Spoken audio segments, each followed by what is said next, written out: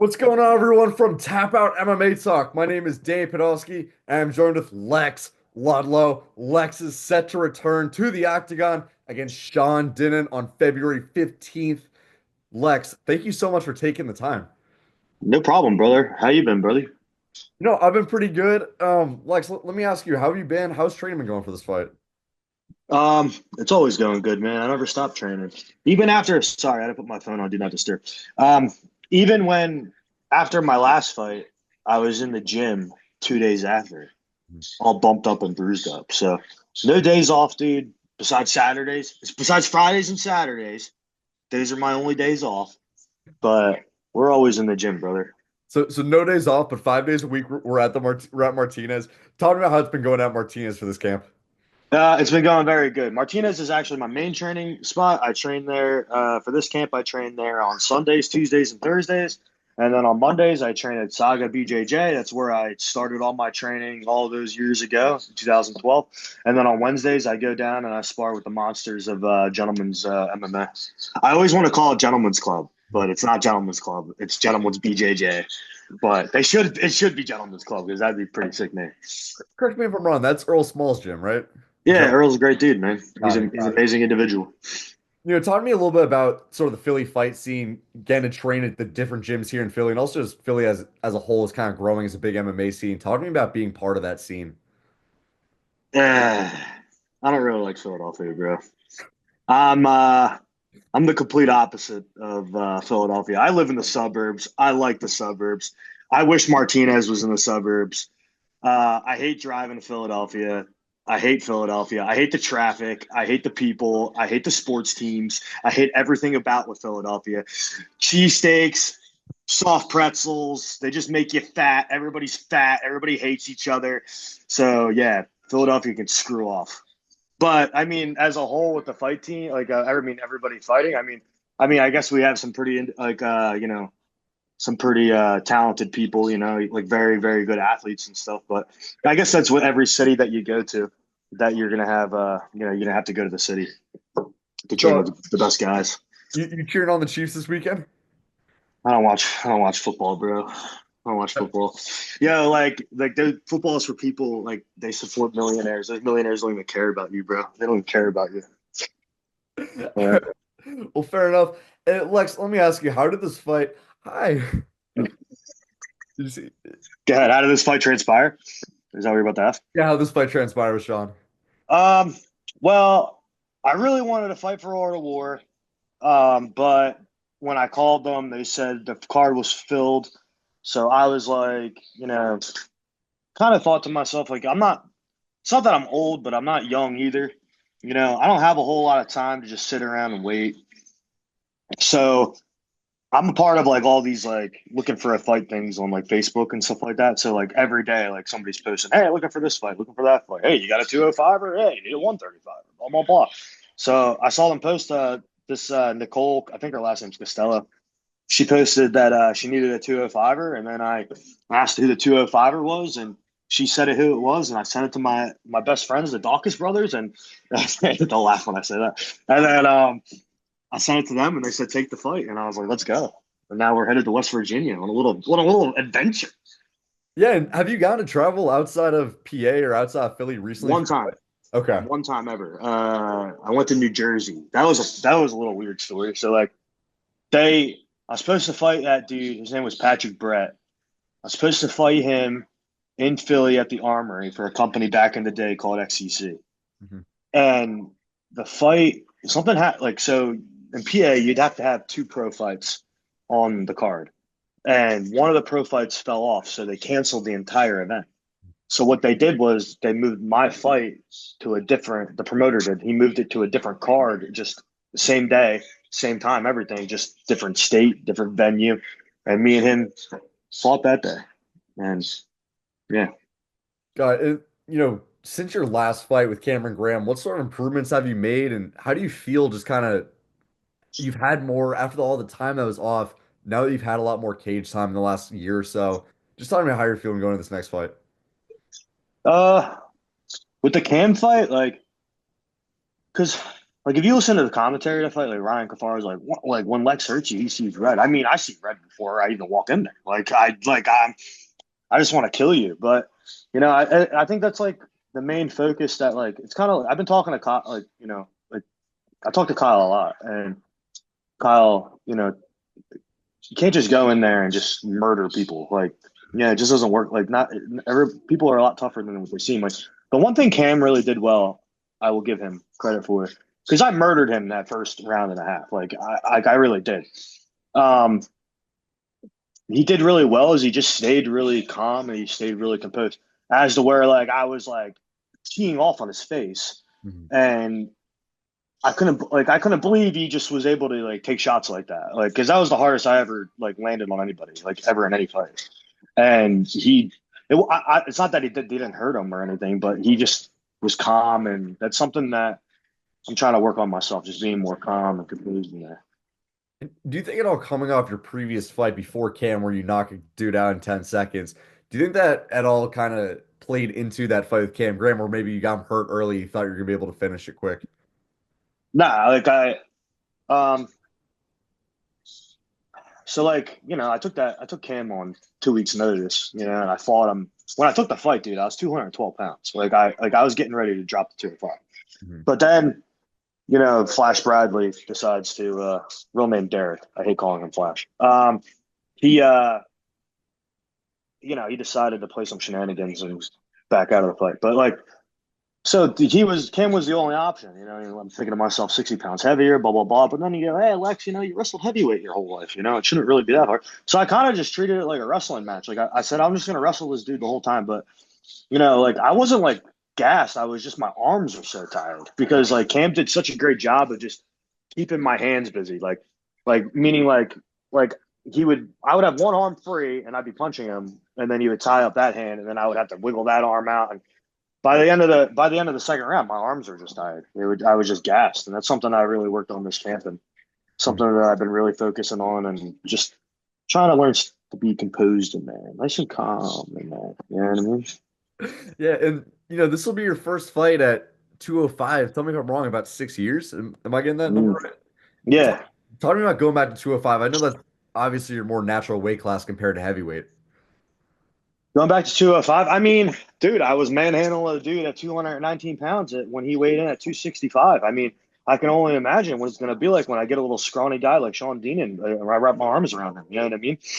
Uh, I'm a pretty strong guy. I got good wrestling. I think my boxing's very improved a lot. Mhm. Uh, I think I think one thing about me, brother, is no matter. Sorry, I know there's a lot of background noise. Oh, you're all But good. but one thing about me, brother, that I know about all my opponents is that they all know they're going to be in a fight. Mhm. Whether I win or I lose, I make sure that they don't forget who I am. And that's something Sean is going to have nightmares about for a very, very long time, because I'm sure Cam did too. You know Mhm. what I mean? People told me that Cam was talking about how messed up his face was feeling the whole time. My face, yeah, it hurt a little bit, but it wasn't as messed up as this. Mhm. You know what I mean? And I also got asked too, with what just happened last weekend, Philly was a massive BKFC card. A lot of your teammates at Martinez fought there. A lot of just Philly guys fought there. Is that something that you saw and you're like, okay, I could be interested in doing that in the future? No comment. Okay, fair enough. Fair enough. Um, Switching promotions in this fight, you're fighting in West Virginia. Are you hoping to fight for Art of War at some point before you're hanging up? Well, of course. I mean, I'm not hanging it up anytime soon, brother. I Yeah. got like 40. I got 9 years left in me, bro. I feel good, man. I feel young. I feel healthy. I eat clean. I sometimes I drink diet soda. I'm not gonna lie. Sometimes I sneak a couple of diet sodas in there. But overall, we eat pretty clean. We eat pretty healthy. Um, Art of War, yeah, I would love to fight for Art of War again. Mhm. I really love Mike and Deb a lot, and I know they like me a lot. And I'm a big ticket seller. They love that. So I'm open. I'm a very loyal guy. I like to be very loyal. Um, so yeah, the answer is yes. I would be open to fighting for Art of War. Yeah.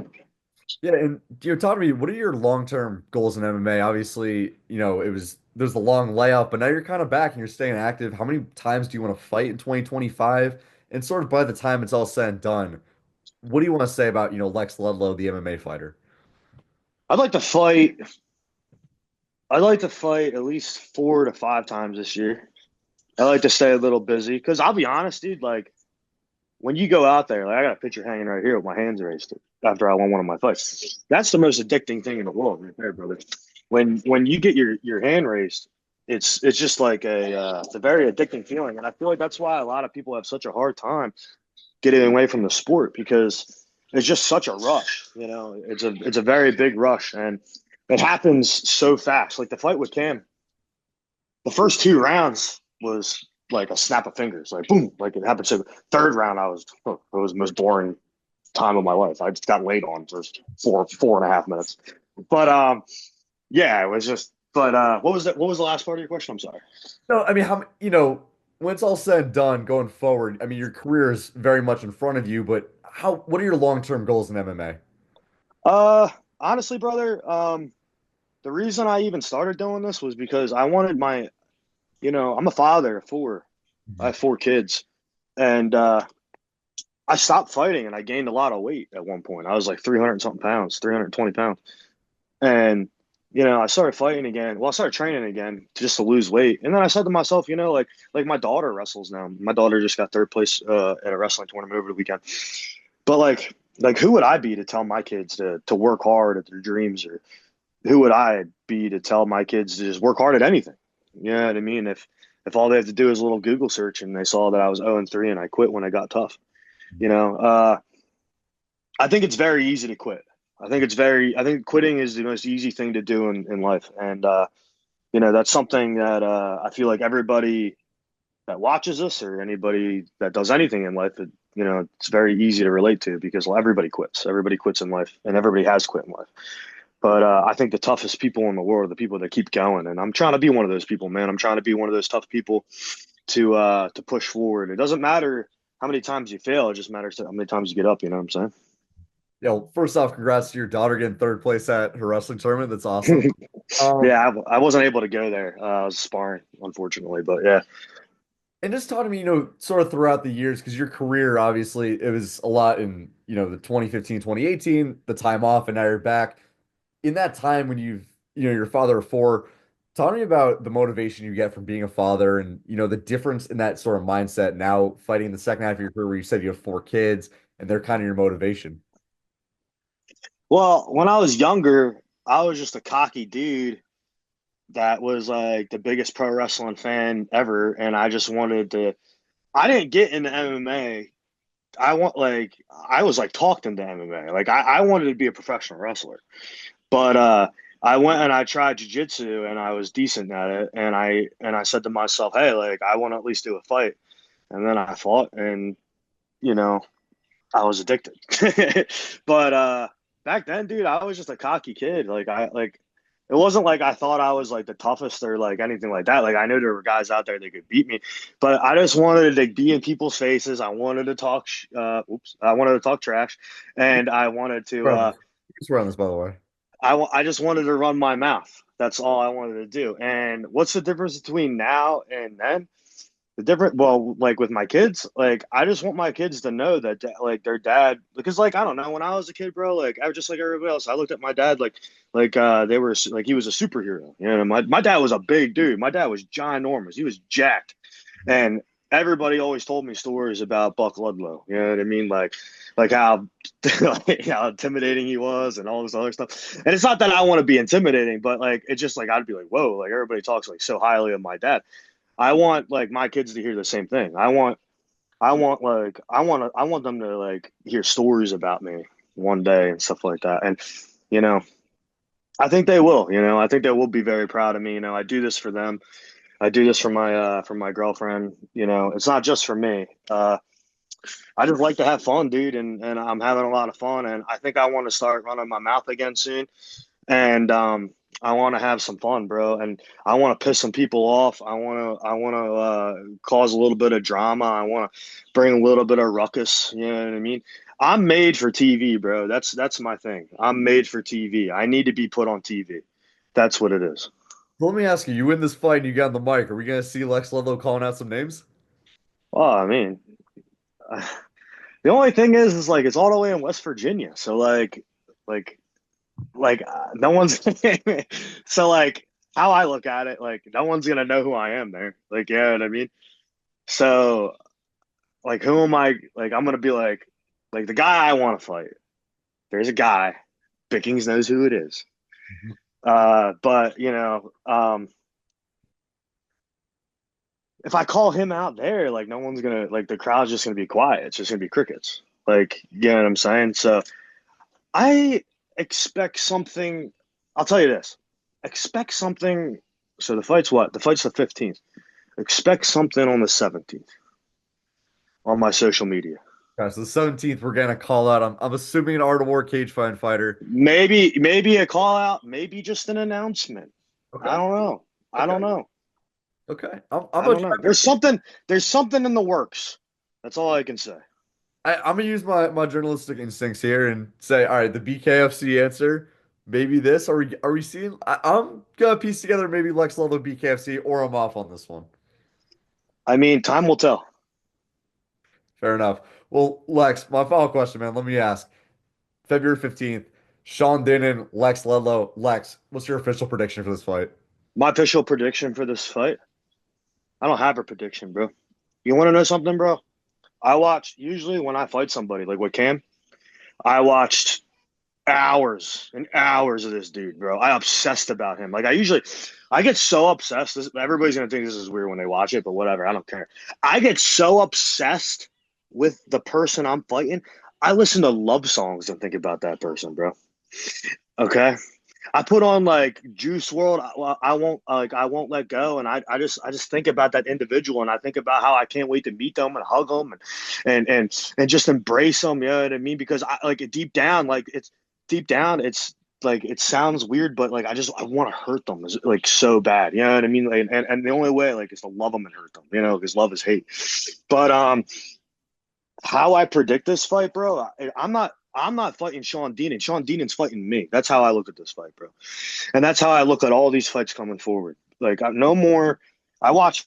I don't know. Like yesterday was the first time I watched this dude fight in a while, bro. And it was just to send it to Chris and Kyle real quick. That was the first time I sent his actual fight footage to Chris and Kyle. I'm going in here blind, bro, because I mean, when I go to gentlemen's, I don't know how. I don't know. I don't really. Besides Earl and Tim and Iman, I don't really know any of these guys. Mhm. So I'm sparring blind. Like you know what I mean, and I like that. And you know, I'm not the best fighter in the world or anything like that, but I just don't quit, bro. That's that, like I march forward. I don't stop coming forward, and I try to take your soul. And if I don't take your soul, you can probably take mine. But hey, we're both gonna die in there. That's all. That's how I look at it, bro. I really feel like that Cam fight was one of my best worst fights I ever had. Yeah, and I mean, I should have won that fight. Like I really should have, but I got tired. I don't know. It is what it is. Awesome. Well, Lex, I'm of course wishing you the best of luck. If there are any socials, people, whoever you want to shout out, the platform is yours, my friend. First off, I want to shout out my buddy Will Martinez, my best friend Will Martinez. I love that dude, man. I want to shout out. I want to shout out those damn Dawkins brothers for beating me up every freaking day. You know what it's like training with those dudes every day, and they just beat you up every day. You know what it's like? I No, mean, it sucks. I mean, That's I what it got feels I like. got a super light spar with Chris once. He mostly just kicked my legs a few times and then threw like 110% jab, and it sucked. Yeah, well, Chris is sometimes nice to me. Chris is the nice one, I feel like. Kyle enjoys it. Kyle, it's like a slow death for Kyle. Kyle enjoys that shit. But they're both amazing individuals and they're both great human beings. And they really do get a bad rep online. I don't understand why they hate so much online, but they're both incredibly gifted fighters. And Kyle, like, he signs up for this GFL thing, and he didn't even get drafted. I feel bad for him, bro. He needs to be. He does not belong in regional MMA. He really doesn't, dude. He's very very gifted guy, man. He's got a piston of a left hand, bro. A piston of a left hand, bro. He doesn't even throw it in the fights, man. He's got to start letting that piston go, bro. Because I really do feel like Kyle can hang with like the top 10 guys in the world. Like I really do feel like that how he is right now. He just needs to get there. Shout out my girlfriend, all my kids, all my family, all my friends. It is what it is. Like we're just gonna get in there and we're just gonna fight. That's what it is. I don't know. I'm not nervous. Like I don't feel any anxiety. Like last fight, I felt so much anxiety, and I because like I was like, oh my god, he weighs so much more than me, and I was like calling Chris Dawkins every day, and I'm like, I'd be like, I'd be like, Chris, are we sure this is gonna go well? He would be like, yes, Lex, it's gonna be fine. And then we'd like hang up, and I'd call him the next day, Chris, are we sure about this? And he'd be like, yes, Lex, you'll be fine. And I was really in my head like for that fight, and that's why I said like they're fighting me. I'm not fighting them. You know what I mean? Yeah, fair enough. Well, Lex, I'm wishing you the best of luck. Guys, Lex Ludlow is set to return to the cage. He takes on Sean Dinnan at Live MMA at Mountaineer Casino in West Virginia on February 15th. Lex Ludlow, give me the winks over here. Thank you so much for taking the time. No problem. I'm gonna give you the wink and the shoot. The wink and the Ooh, all right, I'll take ooh. it. Appreciate it. Yeah. I'll see you later, brother. Appreciate it, Lex.